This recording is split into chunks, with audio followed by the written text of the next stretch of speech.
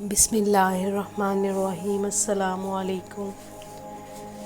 4 لوگوں کا روزہ قبول نہیں ہے۔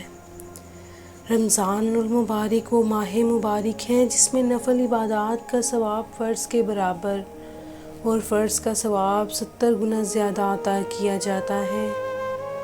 دین اسلام میں قیام اللیل کی بہت فضیلت بیان کی گئی ہے کہ بندہ مومن اپنی نیند کو قربان کر کے رب کی بارگاہ میں سربسجود ہو اور صلاۃ تہجد ادا کرے۔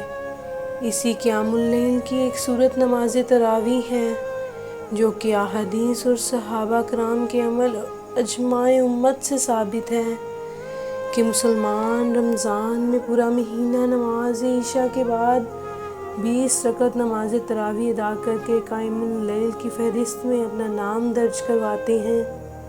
ماہ رمضان کی راتوں میں ادا کی جانے والی 20 رکعات نماز با جماعت کا نام تراویح اس لیے رکھا گیا ہے کہ جب لوگوں نے جماعت کے ساتھ تراویح پڑھنا شروع کی تو وہ ہر 4 رکعت کے بعد اتنی دیر آرام کرتے تھے جتنی دیر میں 4 رکعات پڑھی جاتی تھیں، یعنی تراویح کے معنی آرام والی نماز ہے۔ نماز تراویح ہر مسلمان عاقل و بالغ مرد و عورت پر سنت موقدہ ہے اور اسے با جماعت ادا کرنا سنت علی الکفایہ ہے۔ احادیث نبی صلی اللہ علیہ وآلہ وسلم میں نماز تراویح کی اہمیت و فضیلت بیان ہوئی ہے۔ خلفائے راشدین رضوان اللہ تعالی علیہم اجمعین نے نماز تراویح کی مداومت فرمائی ہے۔ چنانچہ تاجدار مدینہ صلی اللہ علیہ وآلہ وسلم کا ارشاد ہے، میری سنت اور خلفائے راشدین کی سنت کو اپنے اوپر لازم کر لو۔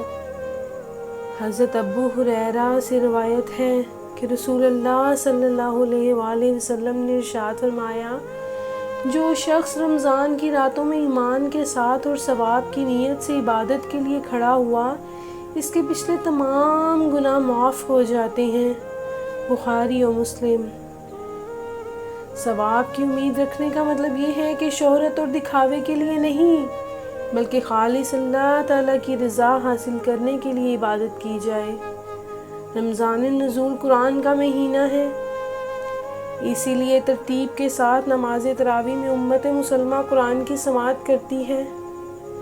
اللہ کے رسول صلی اللہ علیہ وسلم سارا سال رات میں قیام فرماتے تھے، جس کی گواہی قرآن کریم دیتا ہے، اے چادر اوڑھنے والے نبی، رات میں تھوڑا قیام کریں، آدھی رات یا اس سے کم یا اس سے کچھ زیادہ، اور قرآن ٹہر ٹہر کر پڑھیں۔